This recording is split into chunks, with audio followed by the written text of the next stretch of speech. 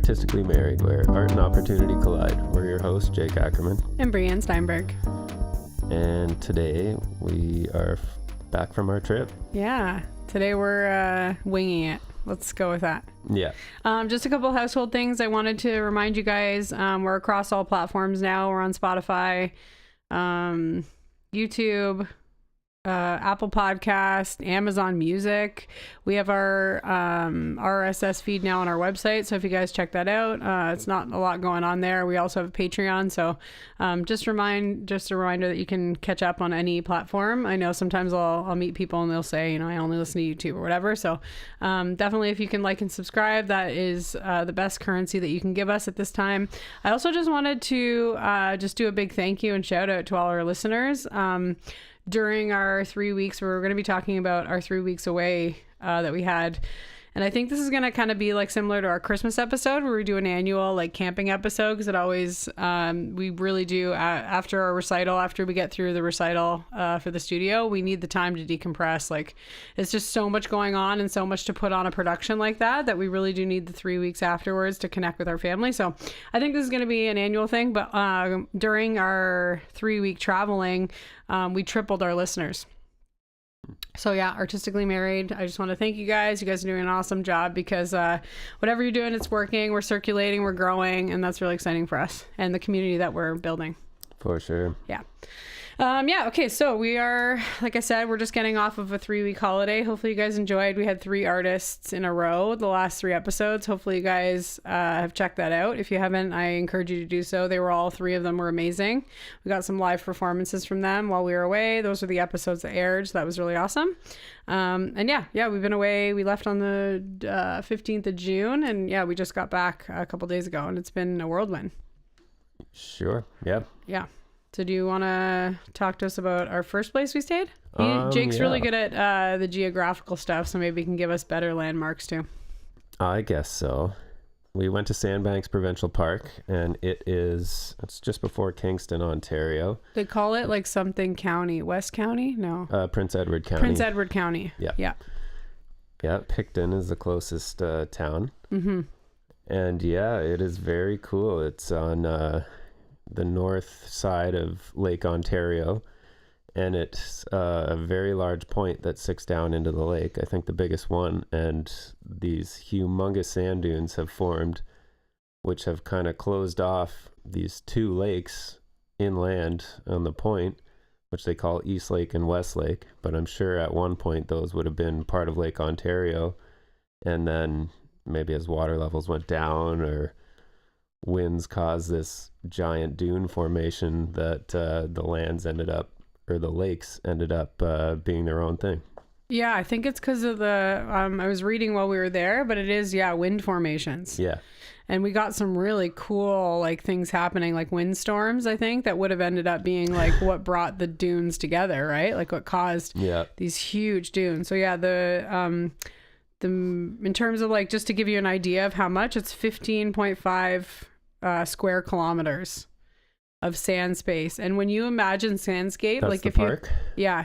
Hopefully you're gonna supplement the podcast with some of our video footage for sure of it, because it really is something to see. Like it was just rolling acres. It's kind of like how when you see in a movie you imagine like a desert to be, but it was really cool because it was like really hilly. Like I kind of imagine a desert scape in my mind as being this like endless flat desert space, but this was like big hills. Like it was hard to like climb up them and move through them, but really something to see. Yeah, so that's the world's largest freshwater baymouth barrier dune system. Wow. With the dunes stretching 8 kilometers. So yeah, I'm sure there's bigger formations around the oceans, but for fresh water, like it's very impressive. Yeah, it was so awesome. We also really liked so I mean it's Prince Edward County, so it is attracting a ton of tourists coming in that aren't just like necessarily campers, definitely like nature lovers, because there's a lot of like, I mean, the dunes are great and obviously the beaches and whatever, but there's also just there's a lot of like wildlife around. There's like forests and trails and biking paths and stuff like that. So it brings in an average of 700,000 visitors annually.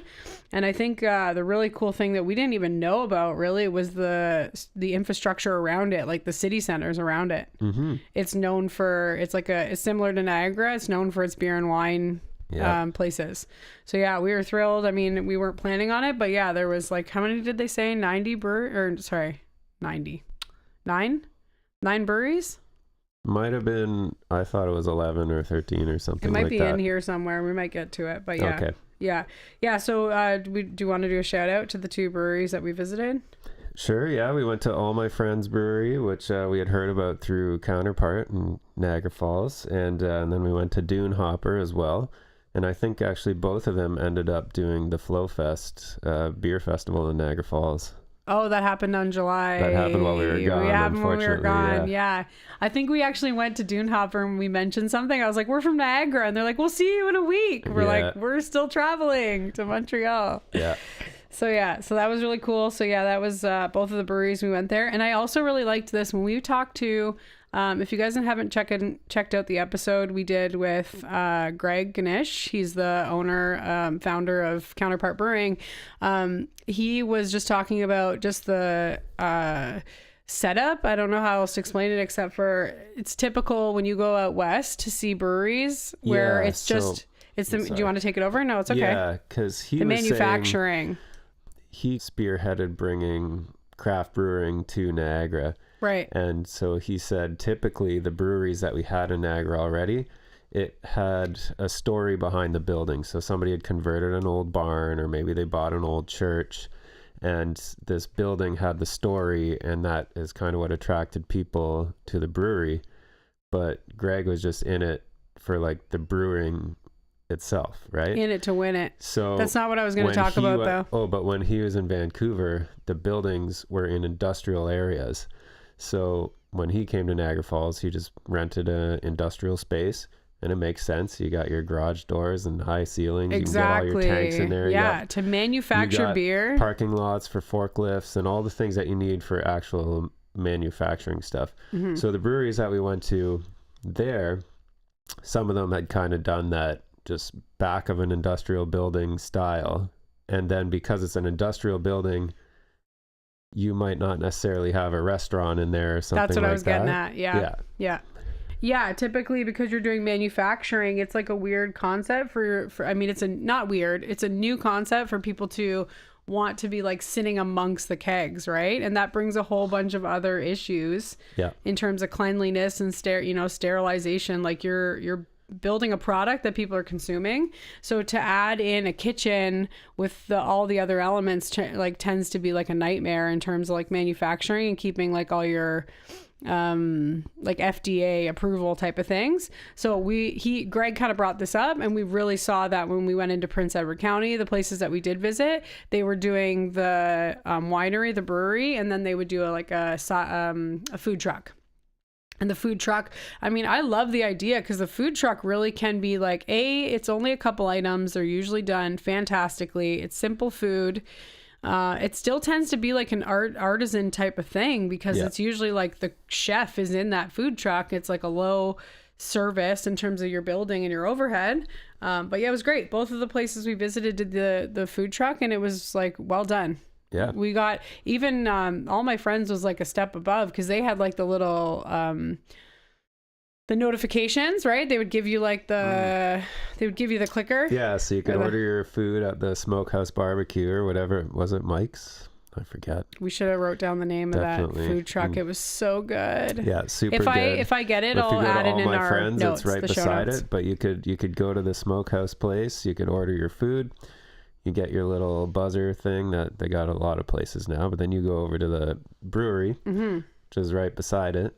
You can have your beer, and then your thing beeps and your food's ready. It was great. Yeah, very well organized, and like the food was amazing. It was like smoked meat, which tends to go with the beer market too. And amazing. Yep. Best way to get fat.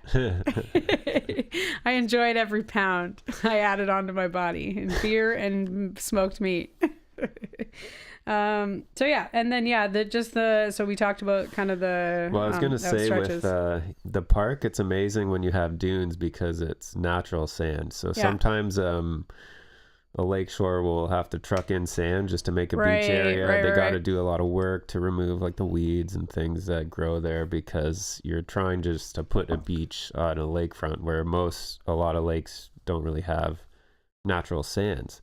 So when you have dunes, you just get this beautiful soft white sand that is just piled and piled and piled up there naturally. So there's so much of it.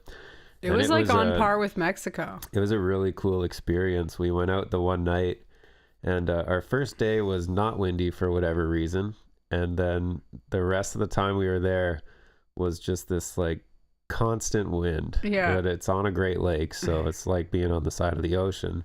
But with this constant wind, it was like blowing the sand. And we went out the one night and the wind had picked up quite a bit.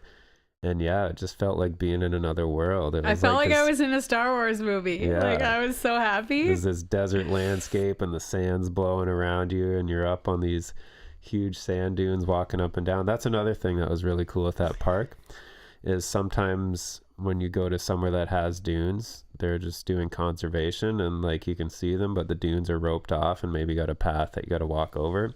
But these ones, for whatever reason, you can just walk around. Free reign. And it was so much fun. Yeah.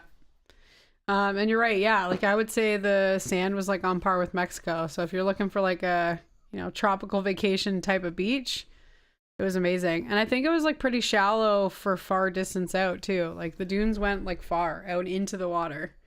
So it ends up being like a really shallow.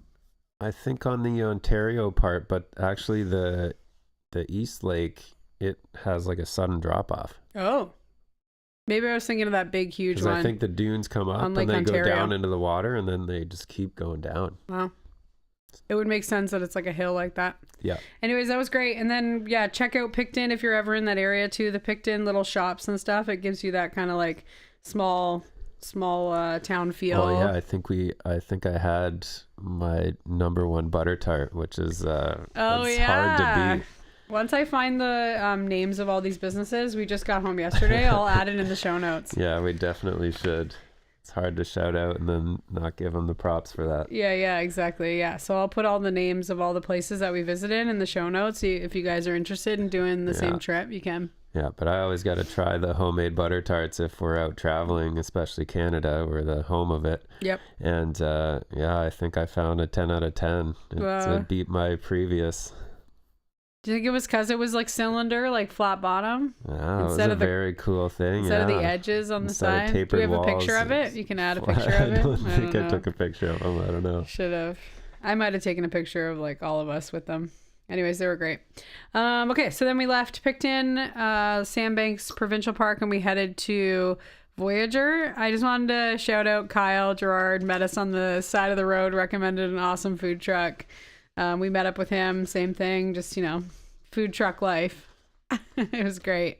Yeah. In Cornwall. And then, we traveled to Voyager. Voyager, I was so worried because I was like, oh, it's black fly and mosquito season. And Picton and like Sandbanks was like a different, because it was on the water and it was windy, I kind of knew we weren't going to deal with bugs. And sandy.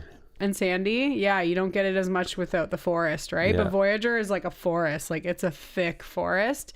It's on the no, I haven't managed to like figure out a city that people can relate to. It's really out, like it's on the border of Ontario and Quebec. I would honestly say you just keep going on the 401. Ottawa's on the Trans-Canada Highway. Yeah. And you just go 2 hours east of Ottawa, and you end up in Hawkesbury, which is where Voyager is close to. Hawkesbury is the closest town, but I haven't met anyone that knew where Hawkesbury was. No. So, anyways, it was great, and it was all forest, and I don't know how, but there was no bugs. Yeah. It was unbelievable. We spent so much time like outside and in the forest and in like the tree canopy. It was great because there was tons of shade. Because it was tons of forest, and unbelievably that there was no bugs. Well, there was rain predicted for pretty much the entire time we were gone, and we somehow managed to dodge most of it. We had a couple storms, but people were saying that normally it's buggy around this time, but they think maybe that they just got so much rain that it flooded them out, because you usually need the rain to create the bugs and the swampy areas and stuff like that. Mm-hmm. But then maybe too much is a bad thing for them too. Yeah. That park was really cool, Voyager, because it was actually like 3 different parks all built into the same park. Yeah. So they had like 3 different beaches that you could go to and check out, and they were all great. It was very quiet. I mean, it was before school let out. So it could have been from that. But yeah, the Voyageur Provincial Park is 14 square kilometers, and includes 641 hectares of the Ottawa River. That was really cool. I've never been on the Ottawa River before. And that feeds into the St. Lawrence. So like we've done a lot of like, we basically typically try to get past the Ottawa River, and then we've spent the last couple of vacations that we did camping on like the St. Lawrence. Yeah. And in Quebec. But it was nice to see the Ottawa River. What was that one place we went to fish? It was like a landmark or something. Remember we were actually fishing on the Ottawa River? Oh, that was just on the Ottawa River. In but Hawkesbury? that was the bridge between Ontario and Quebec. Oh yeah, right. So yeah, there's like a little park like there. Centennial Park or something like that. Yeah, Confederation Park, I think it's called, and you can actually fish in the Ottawa River. Really fast moving. I recommend life jackets, which we didn't have for our kids, and I was losing my mind. They were fine. I was like, my kids are gonna get swept into the Ottawa River. Yeah, so the Voyageur Park was cool because it's kind of focused around the little bays and inlets that branch off of this like large Ottawa River system. Right. And there's 3 separate campgrounds, and they all kind of are on their own little bay on the river. So, and each one has its own beach. So yeah, it was very private and spread out.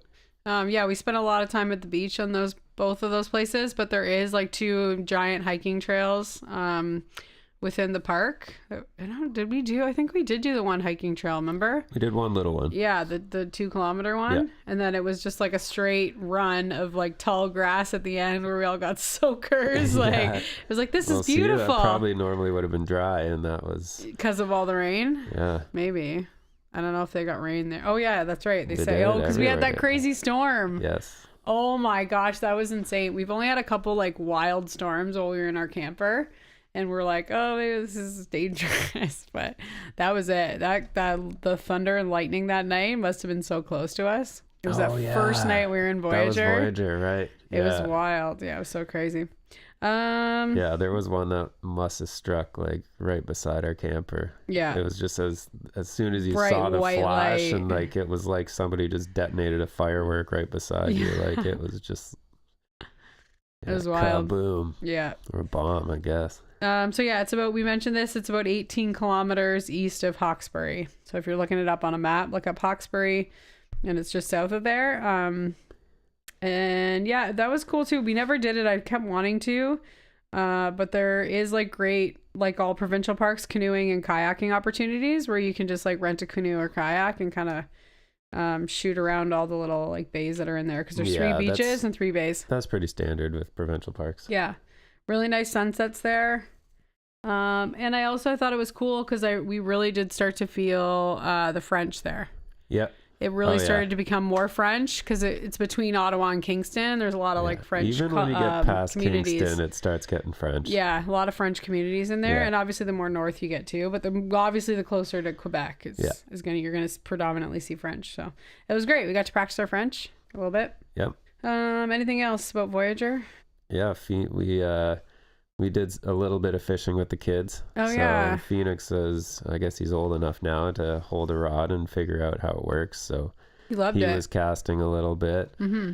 And we were just fishing with worms off the dock, and we're getting Anna set up for her fishing, and then Phoenix just hooks on to this like big largemouth bass. It's his like 3rd day fishing. Oh yeah. He just looks over and like doesn't even know what to do. Yeah, totally. Like, reel it in, buddy. He's like, Daddy, help! What do I do? Yeah, so he reeled it in. We caught it. So we caught his first big fish. Yeah, so it was pretty fun. I definitely, I think we're going to get into this at the very end of the podcast, just kind of all these things. And I think that's why it's going to be so important. And I think this is going to be an annual tradition for us, because obviously you guys know I take every opportunity to tell you to get your kids off screens, because I'm worried about the time they waste on screens and the time they're not spending doing anything else, really. And I think this is where you really see it. Activities like that, like where fishing develops such like tranquility and patience. Like I'm even usually, I think up until this year, I've always kind of been the one that was like, do we have snacks? Is the blanket out? You know, I was like kind of being, because we had a baby, right? Phoenix was only 5. So I really felt this time that I was like able to like focus on my own fishing and, you know, being a little bit more supportive of the kids doing their fishing. And yeah, if you're finding like anxiety and sadness in your family, definitely like take up fishing. It's so calming. Like, it was just so peaceful to be out there, all four of us with our fishing rods. And there's just something about it. Like, you just one more cast. Just one more yeah. cast. You're just trying to achieve this thing. It keeps you doing it, and you're in nature. So you kind of have an objective, but you're so peaceful because it's so calming. And like, it's just this like, you know, repetitive motion. So yeah, if you don't already fish and you're interested in getting into it, it's a really cheap activity. And like in Niagara especially, we have so many different places that you can do it. Yep. You could just fish off a dock on the Niagara River. Yep. Yeah. Canada's full of lakes. So many lakes. So yeah, fishing's great. Okay, let's do Boucherville. Yeah, so Boucherville Islands National Park. We ended up driving, it's only about 2.5 hours from Voyager, and half of that was just Montreal traffic over the bridge. Oh my gosh, Montreal highways are just insanity. Yeah, they're not too bad. What? I didn't think they were that bad. The only a lot of construction though, that's usual. Like, you can't really get around that. And just pinch points, right? Like, it's all islands, so it's such a small amount of space, lots of construction. The only relativity that made me feel a little bit better about it was we've driven some of those major highways in like Florida and, you know, Tennessee, and, you know, we've been in like the southern states and seen those level of highways. That's the only thing that was like, okay, yeah, we've seen worse. It's a little more stressful towing a camper, but it's okay. Yeah. We have a pull behind camper, like a pop out camper. Yeah. Cool. So yeah, the actual park is really awesome. It's actually on Ile Charon, right? Ile Charon? No, it's Ile Sainte Marguerite. Oh yeah, no, yeah. They're Sainte Marguerite. Each there's 5 islands. Yeah, there's Ile Charon, Sainte Marguerite. And there's that's why it's Commune. Boucherville Islands. Yeah. There's 5 islands. Boucherville is actually the land like beside it. Yeah. Boucherville is like the section of land on the other side of the island, and then so it basically goes like Montreal, then the 5 islands, and then Boucherville on the other side. Yeah. So we kind of went between the two because Boucherville is a lot more like rural area. I mean, it has like build up. It has some like stuff that you know, it had some stores.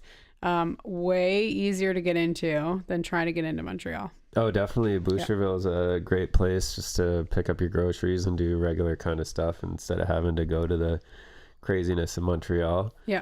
And Boucherville Islands Park is amazing because they've just like, it could have built up just as much as everywhere else, but they've kept it as a park. So there's this beautiful, huge green space. The biking trails there are amazing. The island is huge, and there's a well-maintained bike trail that goes all the way around all the islands. Yeah. And I just set out one day. It took me like 2 hours probably to get it around it all and check out all the stops and stuff like that. It was awesome. Yeah, and you can tell that it really is set up for that. It's kind of like avoided cars. Yeah. Because we're going to get into all the different ways that you can get on and off the island. I also just wanted to sneak this in because if you guys don't know, if I haven't been vocal enough about it, I am very frugal. I am frugal to a fault, and our typical campsite is like $50 in Ontario provincial parks. I think it's up to 58 now with all the fees. And the Boucherville Island campground, and even the Gros Bois, that was the other island. Yeah. It's $30 a night to camp there. Yeah. So cheap, and you still get hydro, and you still get water, and you're so close to Montreal. I can't imagine a cheaper stay in Montreal. No, you're gonna pay $150 to stay anyway, and like that would be like a room share in a building in Montreal, and we were able to like go in and out of Montreal pretty easily, and it was $30 a night at the campsite. So yeah, if you're looking for a cheap way to visit Montreal, that's it. You can tent there. There's like 2 different islands. One has the RV section that's we used. They might but there's also a tenting. Those permanent tents. No. So you don't. No, there's just regular. No, there's areas to tent. Yeah, I'm not sure. I drove around, and even some of the ones out in the woods had like the big like tarp tents, which is also kind of cool though, because you can rent those and you don't even need to bring a tent there. It's got like propane, I think, has for a beds. Cooker. It's got the beds. It's got the tent set up there. The only issue with that one is big like industrial canvas kind of looking tent. Okay. The only issue that we did find with that, because we were thinking about using those, is it's a 3-kilometer hike in and out. You can't drive your car right up to it. You have to like park your car and then ride your bike. Or you got to take the ferry from Or you Boucherville. take the ferry, and yeah. that ends up right there. But the problem is to get all your stuff in and out. But anyway, we didn't do that. We did the RV park. Yeah. There's 20 kilometers of cycling trails. So any of our listeners that really like cycling, it's a great spot. You can literally just ride for, kilometers and kilometers all over the island. Well, yeah. Yeah, it's awesome. Yeah. And as we mentioned, it's 15 minutes away from downtown. It's so accessible, and it is a national park. So I found all the trails. Not only are there trails, but they're like big, wide trails, and like they're very well maintained. So you're not dealing with kind of like rocks everywhere. It was like very smooth biking trails, which was great. White-tailed deer. Did you see any deer? Maybe 1 or 2. Okay. You did like Not more a of lot. just like off the thing bike riding. Also great fishing in there. There was like obviously through the water channels between the islands, there's like a little river and a big river. Yeah, we didn't And you catch can fish there? anything, but they've actually provided a lot of fishing spots, which is really cool. Yeah. It's nice that it's marked. Maybe it's but- overfished. Oh, could also be. there's a beach on the one island on Ile Charon. Yep. There's a beach there, and that was really cool. Again, hopefully Jacob will supplement lots of our pictures from our trip on the podcast. But you could see the skyline. It was so cool. Like you're at the beach all day, and you can see the Montreal skyline, all the cargo ships in there. The port. And the port. Yeah, that was really cool. It's a weird scenario with that beach, though. Apparently, it's run by the community of Longueuil, Okay. and the beach has a closed sign on it. So you pull up, you can pay for parking, you can launch your boat, that's all opening, but then the beach is closed for whatever reason. So because of that, I think there's no bathroom services and they're not maintaining the beach. Mm-hmm. So on the one hand, it was fun because it's a little more lawless, but on the other hand, you might run into some glass in the sand or something like that. Right. And people being crazy, right? And blasting. That one day we were there, they were like blasting music. And yeah. I think it depends. Yeah. Like we were there with kids and we were looking for and old people. Not old people. Sorry. That's terrible. My mom listens to this. She's like, I'm back on the podcast. You called me old. I'm out. Yeah. No, my parents, they're not old. They're older and they don't want to hear blasting, swearing, hip hop music. Yeah. Right. So yeah. It was all in French, so we couldn't tell. I don't know. The F word translates across all languages. They're saying seal, Mom. Okay, so aside from the park, do we want to talk about some of the stuff we did in Montreal? It was really cool. Yeah. Okay. Yeah. So yeah, the first day that we were there, we ended up doing the Escher installation. So yeah, if anybody's not familiar, what's his first name again? Oh, it's a weird. Mauricio? It's like Mauritus Cornelis Escher, I believe. Oh, dear Lord. He's known as MC Escher. MC Escher. Okay. Yeah. So yeah, I mean, we had seen a little bit of this, but it's just so inspirational for Jacob's art. Yeah, so MC Escher was always one of my favorite artists and most influential, I'd say, for my style. Yep. Really amazing grasp on geometry, and he really experimented with that a lot and did so much work. But the exhibit was really great. It had a lot of original works there, which we was didn't awesome. know. I wasn't expecting that. I thought it was going to be one of those video ones that they do. And there was a little bit of that, but it was only a small section where A lot of it was his original focused stuff. on his original works, which are all there, super amazing. And I didn't even realize that a lot of them were wood cuts. So he had cut the art piece into wood and then rolled it with ink and printed them. And so That is many of them were insane these to wood me. cuts. And that blew my mind even more because I was like, I thought these were like pencil drawings or something. I'm like, how did you shade like that? Like With the carving into wood is is amazing. It was so precise. Yeah. And you look at the timelines and you're like, yeah, it makes sense. It took you like 6 months to do this. Like the body of work that he created in his like 40 years of being an artist was incredible. I also really love going to things like that because I feel like it gives you more of an insight into the person because they have to do the work to like dig up the biography and all the things. Yeah. And it was cool. I mean, dealing with artists like that are just like free thinkers. That's always like what gets me as like a CEO or a business owner is like my business thrives every time I can get into like a visionary position, into like that, you know, free thinker type of thing. So it was cool to read a lot about his like radical thinking too, how he, and I think it comes up on our podcast all the time and in our discussions, because we're dealing with artists trying to make it in a world that's not necessarily conducive to artists, right? There's a lot of politics involved. There's a lot of money involved in creating and bringing something to the population at large. Like there's a lot of, you know, behind the scenes stuff that goes into it. And Escher was like a big advocate for, you know, being not selling out and being really like true to his ways and making the art that he had envisioned. There was like a couple of the installations where he got picked up by, you know, you start developing a name for yourself and you get picked up by pop culture or like I don't know, we're talking the 40s or the 50s. And they were doing, actually, I thought this was so cool. They were talking about, at the time, there was all that like witch burning stuff happening. So like any women that were involved typically in medicine, that were studying medicine or researchers, specifically women, were starting to be burned at the stake as a witch. Yeah. And there was all his early stuff, was like getting into all that kind of stuff. Well, no, I think there was a short period of time where he got involved and he got asked to be an illustrator for this like comic type of release. And then he was interviewed later saying that like that was the first and last thing he got involved in because he didn't want to be part of the public's BS. He didn't want to be pushing anyone's agenda. He didn't want to be using his art to portray messages that the government was working on. Yeah. He wanted to be a freestanding artist. And I think we see that all the time on the podcast when we interview artists, how difficult a road, an uphill battle that is, like fighting for your own art and not having someone just, because partnership's great. Yeah. Like, I have this book and I need art for it. Like, do you want to come be the artist on the book? Like, of course. How much does it pay, right? It's probably better than anything you're doing peddling on the streets, trying to sell your woodcuts, right? So I thought it was really cool to learn about him. His creations are incredible. His vision's amazing. His art's awesome. But it was really cool to learn about him as a visionary. Yeah. And him as a person. And he was just way ahead of his time as usual. Like his work got picked up by like the psychedelic movements later on when he had probably passed already.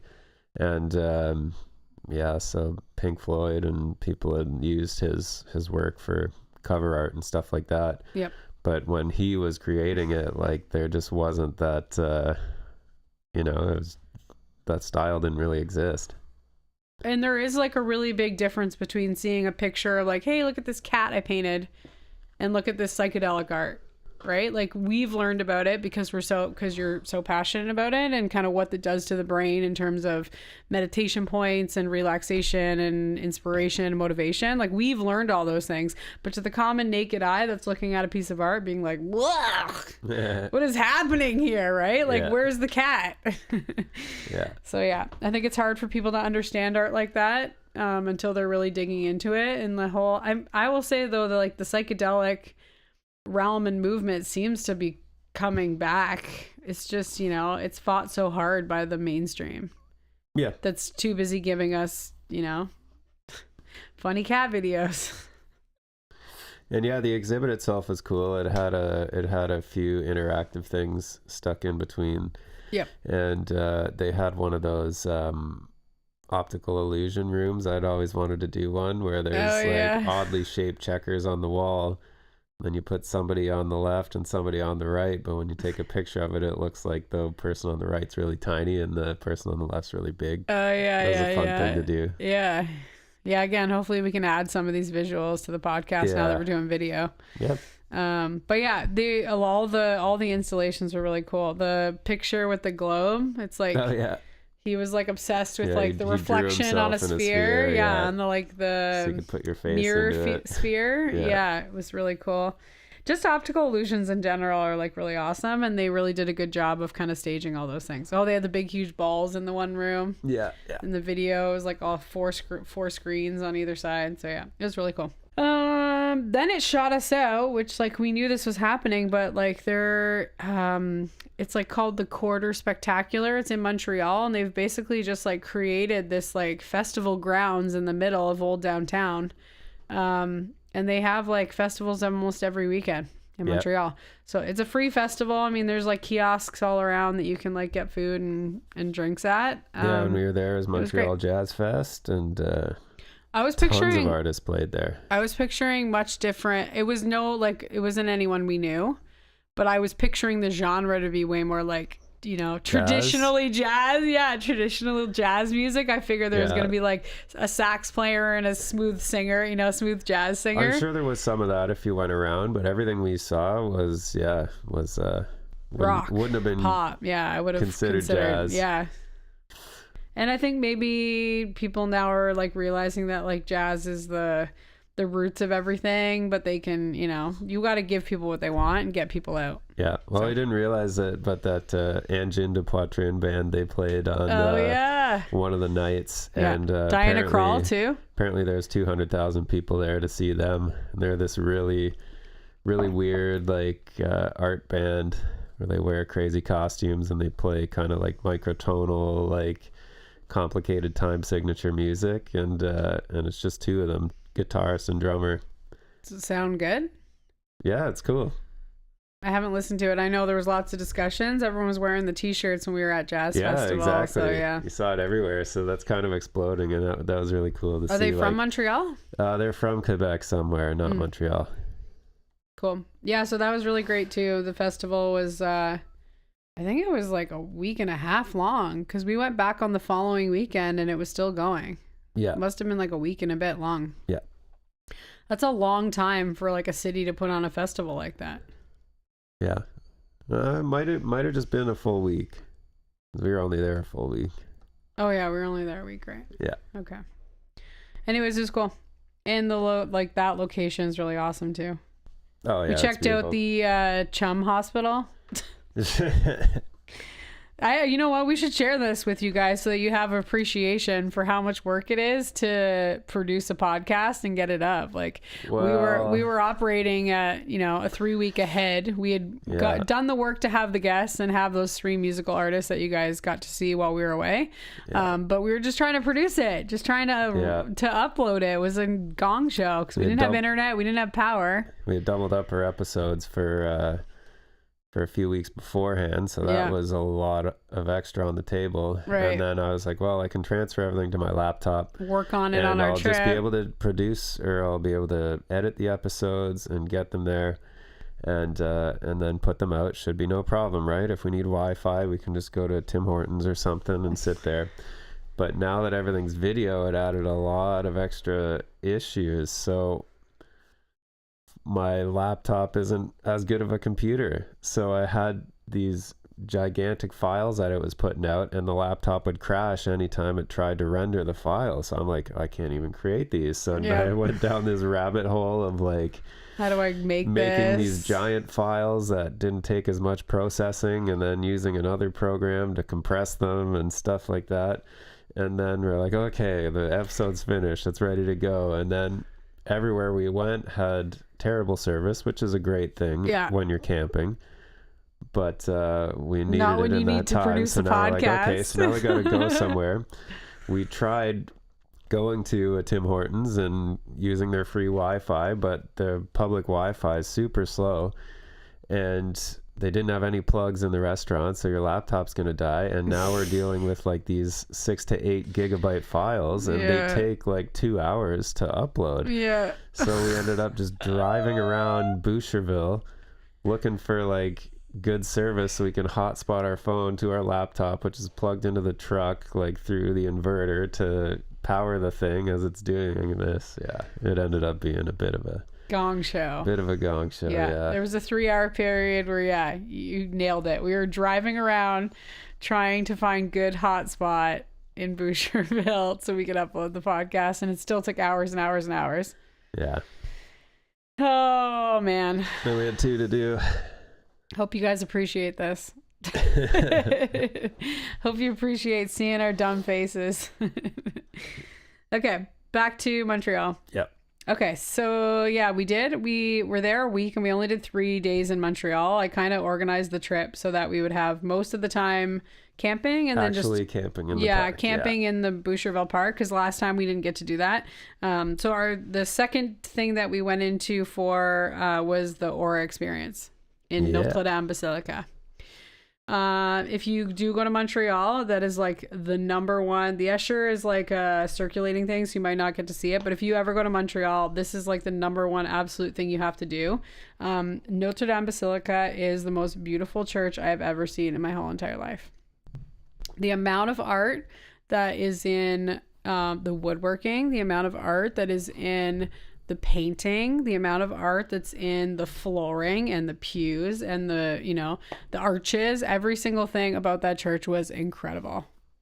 So much detail. And then the Aura experience is like a lights and sound, so you actually get to hear the organ. There's like live singing, the music and the lights is incredible. It was so good. I don't know when we want to talk about this, because we're also going to talk about Cirque du Soleil, but I wanted to talk about the projector art situation.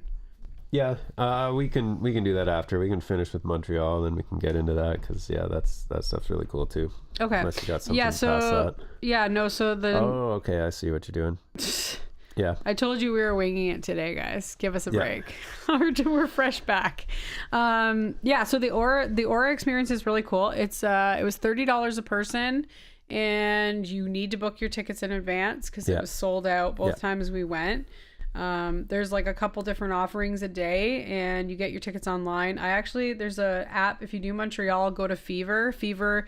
You can book all your different excursions and keep them all in one app on Fever. We're not sponsored by Fever, but Fever's interested.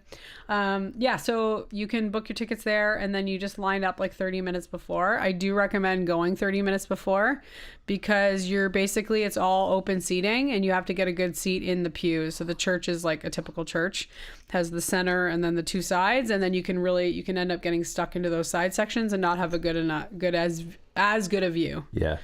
The projections are on the ceiling, they're on the front. You got to imagine like an altar, and the amount of, regardless, don't even worry if you're religious or not, it does not matter. You're looking at the art in the building, and just the dexterity and the, like, what's the word for it? There's just so many levels and layers in that altar. Yeah, it's what would you say dexterity? Just like complexities. Yeah. And formal, all the like little sculptures and stuff. Like there's just so much depth. So when you take the depth, and we're going to get into kind of how they're doing these like projection art, because it really does add this whole layer. So they're able to like track it onto these, but the more depth on the original formation, the greater you're going to get when you start to hit it with lights and music, right? Like you're going to get this really wild art. I don't know how else to explain it. Go check it out. There might be like YouTube videos on it. Maybe showing it. It's called better Aura. To see it. It's called Aura. It's at Notre Dame Basilica. If you're in Montreal, like, do not miss it. It's about $30. It's not even expensive to do it, and it's just so beautiful. Yeah, it's only about half hour, 45 minutes. Oh, also and then you get to walk around the church after it's done. Totally. Yeah, and walking around the church once the lights are on too, like. You can do tours just of the church where you can just walk around, and I think you have to pay to do that anyway, so you might as well do the experience and then walk around the church after. Yeah, and then you get to walk around after. I think the first time that we went to Notre Dame, we didn't do Aura, and we were in there for hours. Yeah. Just looking at every single piece of it, every angle, every piece of wood in that place is like intentional. You know, the skylights in the ceiling is I can't say enough about that building. Yeah, it's amazing. Also, I think it's really cool outside of it, and this is like very traditional or kind of similar to the churches that you see in Europe, is they have like a courtyard in the front. Yes. And that's really cool too, because there's just people loitering around. All the buildings around are really beautiful. There's like the columns. Yeah, and it's nice too because they have it's curated music, but there's always like one busker there who's playing something that sounds either like traditionally Montreal. It's like well picked music, and it's always really nice, and it's not like you have like a bunch of vendors and stuff there. It really is just an open courtyard. You got music, you got the churches, you got all the beautiful old buildings, all the ancient old, well, not ancient, but the old banks and stuff that they built in that area all the buildings are beautiful. 1800s. Yeah. Yeah, Montreal is really old. So another one, I'd say to go to the Crew Cafe. That building from the outside it's nice, but the inside is just mind-blowing. You feel like a king walking in there. Everything is like gold. Solid brass and carved, and the ceiling is just vast and huge and coffered. All the patterning, the coffered patterning in the ceiling would have taken so long. I don't know how they accomplished that. It's amazing. Also great cocktails and incredible cocktails. Yeah, the guy was like an artist in its own right. I gave him my card. Maybe we'll get him on the podcast. Yeah, he was cool. Yeah, he was so cool. That building was awesome, but also like that's what Montreal is known for, is like all its buildings. Like anytime you're walking around Montreal, you're seeing like incredibly old, beautiful buildings. Yeah, they really had a way of just the whole like culture. I find they have like, I call it like loiter culture. And you go to like a big city like New York, let's say, or Toronto even, and I find people are just like, there's not a lot of places to loiter. People are just running around. They're literally like chickens with their heads cut off, just trying to accomplish all the things. Where Montreal's like a loiter town. Like there's just like places to hang out, and there isn't vendors. There's not people harassing you. You're allowed to just like hang out in courtyards. You know, you can tell that they put a big emphasis, so they provide a lot of those places. And then the last thing I'm going to say about walking around Montreal, just as like a tourist, is they've put a lot of effort into on purpose curating art installations around the city. There's a lot of art in the university. There's a lot of art in the corporations that are operating out of Montreal. We're going to get into this, but it's home of Cirque du Soleil, so it was like the original location of Cirque du Soleil. So the whole city just puts a lot of emphasis on art and curated art, and I think art kind of goes with loitering. It takes a lot of time to just either make art or appreciate art. And I found that like that city is like a really big celebration of that, which was awesome. Okay. So the last day that we were there, do you want to talk about any of the food? I'm trying to remember what we did there. Jazz festival. There was a lot of we had a good pizzas. We ate some good pizzas. We were trying to eat around the jazz festival, so we were kind of just getting street stuff. Yeah, we wanted to stay on the street. We didn't really do any fancy restaurants. We went to Chinatown after the Aura. And that was fine. Like it wasn't anything to write home about. It's Chinese food. There's so many restaurants. Like we're not really foodies. Like we like to eat, but smoke meat and beer and we're good. I don't need anything fancy. And I don't like to spend money, so that always becomes an issue too. But there is lots of things to eat in Montreal. Yes, of course. Yeah, known for its smoked meat. Oh, the poutine. Should we talk about La Belle Province? Well, yeah, everybody knows that one. Yeah. Or if you don't, that's the it's like fast food poutine, but it's done right. Yeah. Oh, what was that place in Boucherville? That place was that's what I was gonna say. Oh, good. If you are, so Montreal is known for Schwartz Deli, which is like their famous original like Montreal smoked meat. If you go there, it's like a lineup out the door. It moves pretty quickly, but still you're standing outside in this lineup. Wait. You kind of get there, you give them your order, boom, boom, boom. They slap the sandwiches together and keep it all moving, right? Mm-hmm. The experience, honestly, isn't the best. The food is incredible. Yeah. But, it's kind of good just to get in and get out. If you want to sit, you're going to be waiting even longer for that. So we went to Boucherville, and there they have a restaurant called Edward Smoked Meat. I would argue the smoked meat is on par with Schwartz's, maybe better. I don't know, just because of like what they're doing there. Because of the service. Smaller scale, and the service is there. Like the chef is there, like talking to you the whole time. You just sit down in the restaurant. You get to watch it, the big, huge brisket, and they're he's slicing just there. it. Everything is sliced by hand, and he's there putting everything together. Yeah. And their poutine, I would say, was better than anywhere too. Like that restaurant was exactly what you want with Montreal food.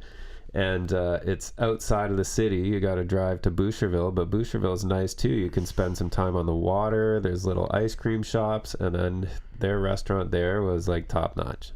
So good. Yeah, and you just don't get the like rushy rush experience of Schwartz. Like I think Schwartz is like the name, right? Yeah. So yeah, I mean, once we came back and we were talking to some other friends, they had some other recommendations. So I know there are lots, but yeah, that one was amazing. And again, it's a little quieter and you get to like really enjoy the experience of watching the food get made, and the service was amazing. Yeah. Awesome. Yep. That was on Canada Day, which was my 40th birthday. Oh yeah, that's crazy. We started the podcast on my 40th birthday. Oh yeah. And now you're finally caught up.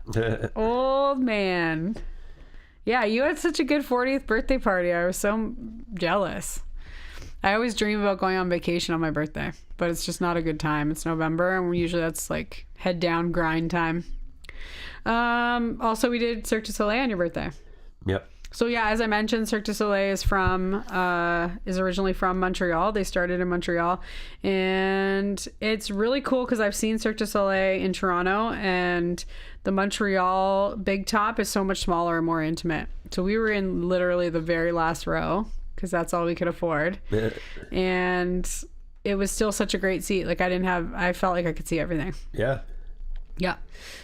Tickets like started, just so you guys have an idea, because I know if any of you guys are listeners are, I mean, Cirque du Soleil's around the world now at this point, so I don't know what other than Toronto, but I think the cheapest ticket that you're going to get is $180, and that's like the furthest. And like imagine the nosebleeds being like 3 times further back in Toronto. It's 3 times bigger. Oh, okay. I should have got the numbers for how many people they hold, but it just felt like it felt very intimate in Montreal. Yeah, it was. And I think it's like the original training ground, it's so like they'll the start true it. circus experience. Exactly. Yeah, it was very small, intimate. Oh my God, the production. Yeah. The production was Echo. Yep. Again, I think they always start there. No, that's not true. Sometimes they'll like train now in other places. I think originally it was like they would train in Montreal and then they would send them around the world type of thing. But yeah, Echo, it was like the focus was kind of on the future and, you know, what our future held. There was a lot of imagery of animals and maybe the animals going extinct. There was the imagery of like people being giants. Yeah, and it was all centered around like the giant cube, the building, the blueprints, and building a big city or building a new building. Fall out of the cube, and then they lose some, and then they're trying to rebuild the cube for like the rest of the thing. And that first guy who comes out was like the architect, right? So I think he's like the 2 guys. God, no. Oh, the like Odysseus kind of guy. Yeah. So he looked like a goddess. He had the compass and the protractor. Right. And he is like the architect of designing the future. Yeah. Okay. I've never seen this before because usually Cirque du Soleil. It's all interpretive. Yeah, for sure. Yeah, I thought it was really cool. Cirque du Soleil, I love about it is it's so bright, and this really was like it was white. And they also were starting to incorporate this projector art. And this like projector mapping. Yeah, so it's called projection mapping, and basically, you get rather than projecting just on a flat wall, you'll shoot the projector at an object, and then you tell it where all the edges of the object are, and you cut those off, and then in the computer, all your planes of the object, you make those as if they're flat surfaces, and like the computer's doing the depth, like keystoning basically to make each side of like the cube or whatever you're projecting onto look like it has a projector just projecting flat onto it, right? So you can make things look more 3-dimensional. You can make things that aren't 3-dimensional look 3-dimensional, and or you can make it look that like an object that is 3-dimensional has multiple projectors that are pointing at it when it's like basically just one that's doing all this work, but it all has to be programmed. And the Cirque one was amazing because they're bringing this cube out into the stage and then they're rotating it around, and the projection is like perfect on it the whole time, and like nothing's going past like that edge. So just to have that programmed that much, and the thing seemed like it wasn't like on a track, like it looked like it was free floating on the stage on wheels or something, but it would have all been like totally choreographed, that like the projection stayed perfect on this object, as this huge object as it comes out, and very cool.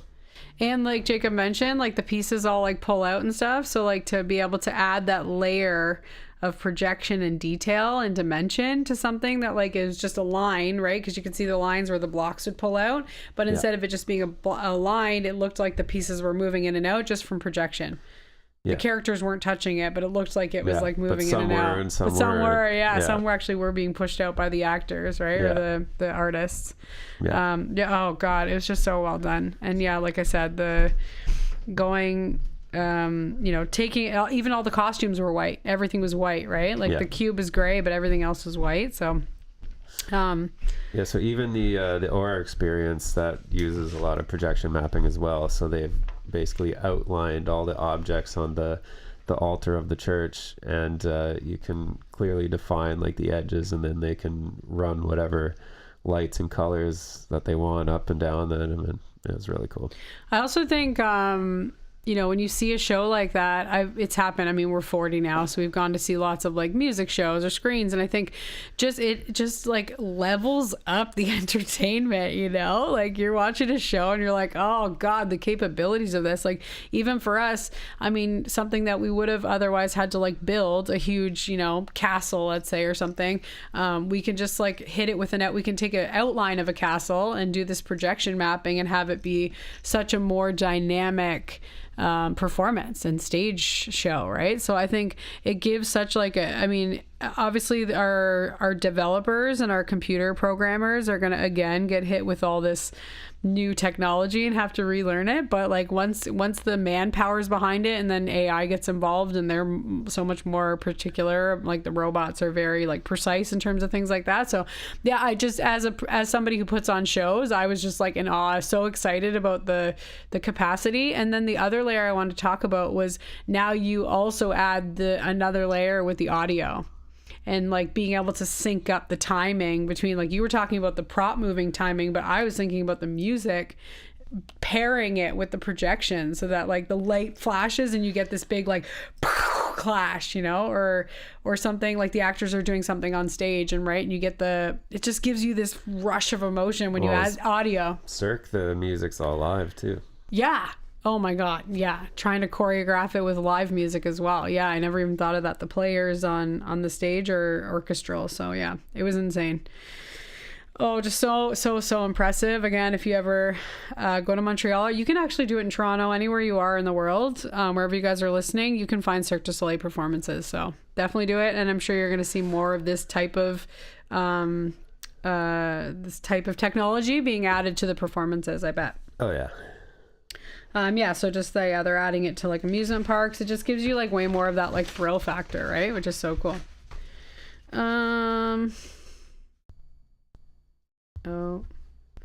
Oh yeah, I wanted to just talk really quick about this, and we didn't actually get to do this a lot. It was like our very last day. We just did it, and it made the most sense too, because Cirque du Soleil is in Old Port. So if you imagine Montreal, it's all like harbor, it's all water, it's right in Old Port. Like you pull up in the shuttle and it's right there. So there is all these like river shuttles. So even if you are like from Montreal and you're listening to this and you're interested, the river shuttles will take you to all those little islands. So you can take a river shuttle and avoid all the traffic and the highways. The bridge system, I mean, if you're going on a bridge going into Montreal, you are sitting on that bridge. Like there's traffic no matter what time of day, no matter what is happening, there will be traffic on those bridges. So the waterway made it really cool. It was also cool because it was like 35 degrees and the boat was so cool because it's moving. Because it's moving. Yeah, you get the windows, and you're on the water. And you're on the water. Oh, God, it was so fun. So, yeah, it's called a river shuttle. And it's only $6 a person to take this. And it was free for the kids. And you can bring your bikes. So if you're like if you want to stay for us, we stayed in Boucherville, the national park. And you're able to take your river shuttle into Montreal with your bike. Yeah. Really amazing service. Really easy to use. It was really fun. Mm-hmm. That's all I had to talk about. I wanted to talk about so again, it's funny because you guys are hearing me. We're at an hour. Do we want to take a break? No, I don't want to take a break. Okay. Pretend this is a break. No, we don't need a break. I need to get through all this stuff and move on with my life. Okay. We have dance workshops happening because it's going into summer programming. I got a million things to do. So again, be grateful for this. And still B&Bs. And we have an air. Yeah. Okay. So that's what I wanted to talk about. So I think a lot of times people hear about us traveling all the time and they're like, how can you be cheap and you're always traveling? But the answer is, and I really strongly suggest anyone who feels comfortable in this scenario, feel free. You can reach out to me. I am easily accessible on all the handles. But we Airbnb our house out, and that's how we fund our vacations. Yeah. I always have a very strict budget on the front end of like how much is coming into the house. So we empty all our contents of our house into our basement. Surprisingly, the studio is not packed with stuff right now. It's all a lot of hidden. it. Yeah, we lock our closets and we lock the basement, and yeah, we clear out any of our valuables that we, or mostly just our personal stuff. Yeah, we don't really have a lot of valuables. No. We have a cleaner, we have a property manager. Yep. My parents help out with like the lawn maintenance stuff, but you could do like a lawn maintenance person that handles garbage and outdoor stuff, lawn maintenance stuff. And yeah, it's great. It's a great way for two things happen. One, I mean, financially we can afford to be camping while we're renting our house out.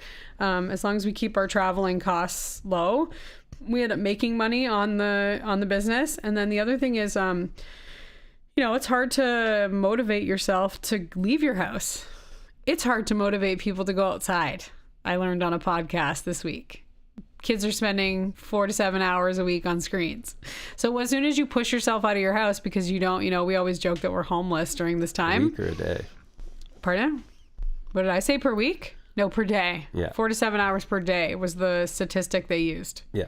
On screens. So I think it really is like a great motivation tool for us, is that like it finances it, but it pushes us out, so we don't have a choice, that we have to just like spend the time together. And we do it camping because then we also add in the element of nature and sun and grounding and all the things. So yeah, if it's something, I know sometimes we'll talk about all this camping and people are like, I can't leave my life for that. And the answer is you really can, if you're willing to give up your house and use the Airbnb platforms as a business. Yeah. And yeah, that's something that's great about our Ontario provincial parks, is they're typically, you're not going to have cell service. They're out far enough into the countries, kind of showcasing these amazing geological or geographical features, and you get to just sit and relax. I found after being there for a while, I started getting like crazy dreams every night, and I want to look into it. I was thinking maybe it is the lack of like radio waves and stuff in the air, because I find that I'm back here. It stopped happening. Maybe it's because we're back to regular life and I'm preparing to go back to work and things like that. Right. But I was like, maybe there is something about just being out in nature without the, electrical interactions of the regular world. Yeah, non-native EMFs. All that stuff. Yeah. And maybe that like clears up your mind and you dream again. I'm not sure. Cool. Because I was noticing that on the trip, but it also took me like, a week to kind of get into it. Yeah, I was like springing out of bed at like 6 a.m. being like, oh my God, we got to go. And then I'm like, oh yes, we're camping. I'm in my camper. I'm in my camper. Yeah. Great to reconnect with your kids again too. I mean, we're all living our own separate lives. They go to school, we go to work, we get home, I go to the studio. You guys do whatever you got to do to like get dinner done and get the kids in bed. But I feel like that's a time where you just give yourself the time, right? You give yourself time to like just hang out and get bored, and then you start, figuring out what you actually really love in life and what's motivating you and what's inspiring you, rather than just sitting on the screens all the time. So it just really gives you that time. I did go through, we can talk quickly about it, but just there's a lot of science behind going on vacation, that like our daily lives are spent in beta brainwaves. And these brainwaves are very fast. They're focused, stated, associated with work, decision-making, deadlines, and constant stimulation. So, of course, we need our beta brainwaves, but I think our culture and our society has gone so focused on the beta brainwaves that we really aren't giving any time for these alpha waves. So a vacation it's different than your working life, your brain will go and spend more time in this alpha brainwave, and that's linked to things like creativity, relaxation, learning, emotional regulation. People that are saying, you know, they're struggling in their relationships and their marriage, they're unhappy with their relationships with their friends and their kids. That's not your fault. Well, there you go. That's probably it right there. Yeah. That's the dreaming coming back. 100%. So yeah, your mental recovery is like, it's necessary for your mental recovery to give yourself these like opportunities to get out. And like for us, it's getting out of our house. And then we bring in the Airbnb part to like finance the project.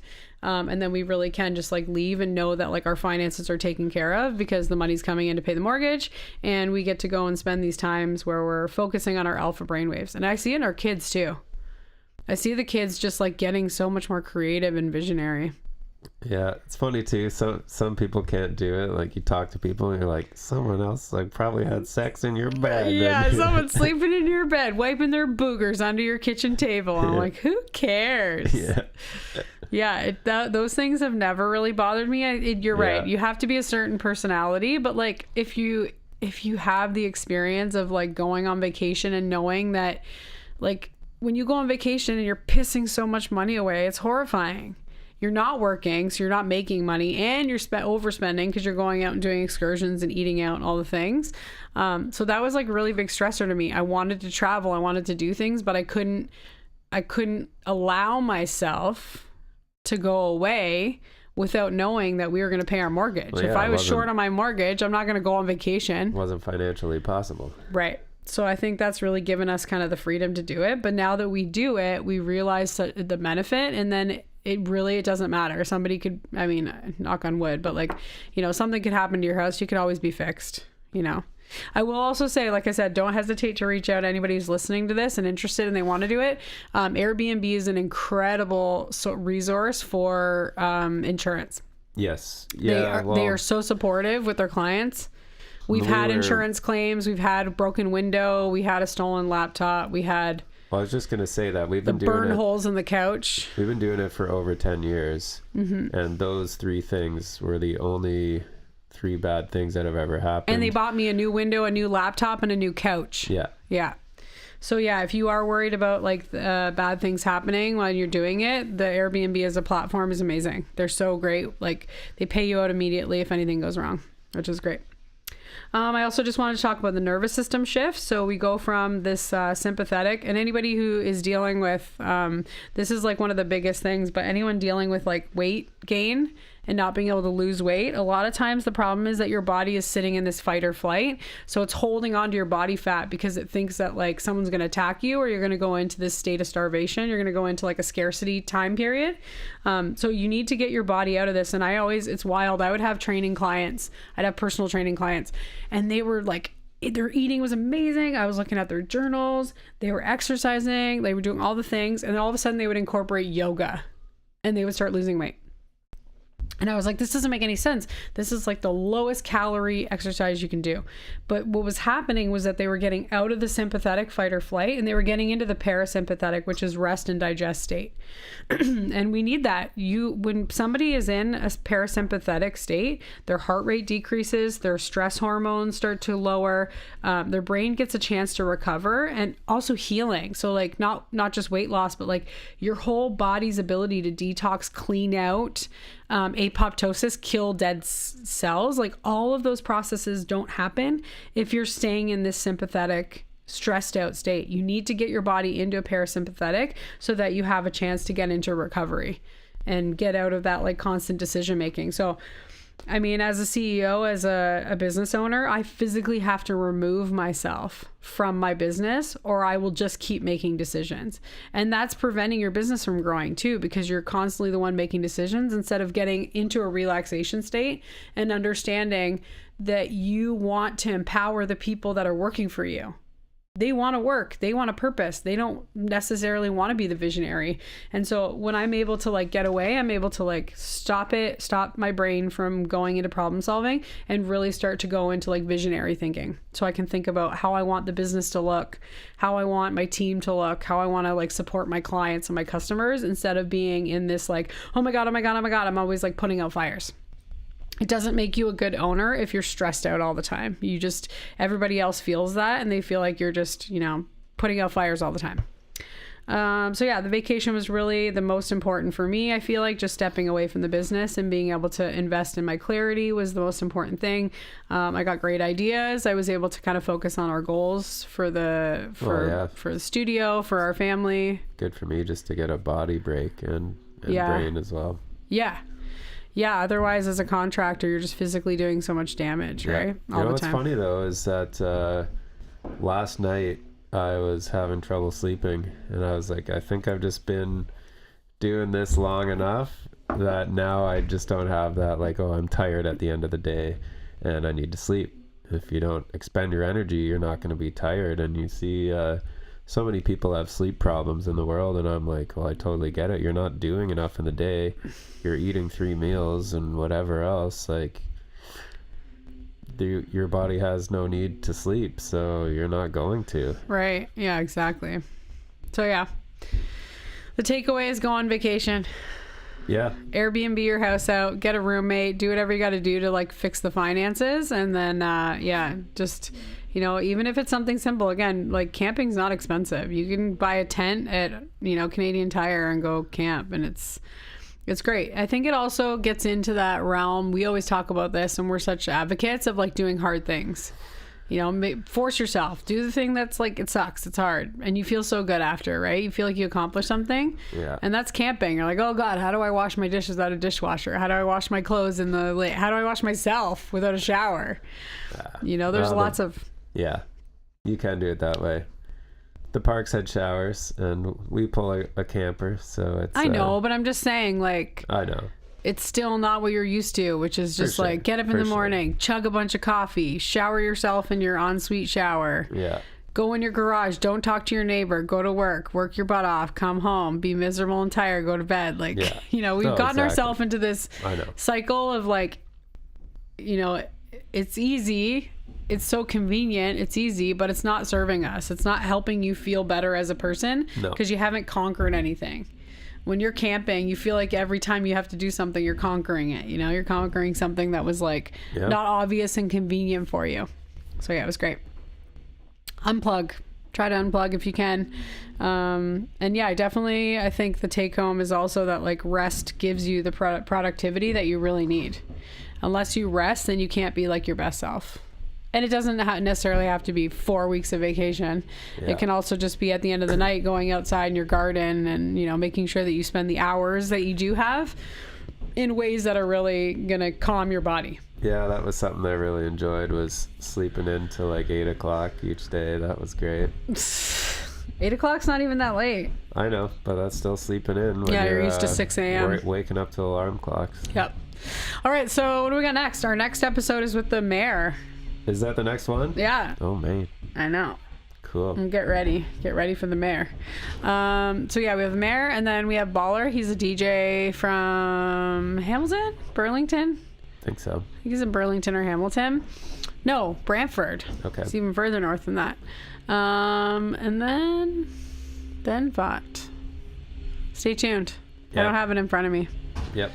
Awesome. Thank you guys so much. Get out, get camping, get in nature. Yeah. Good night.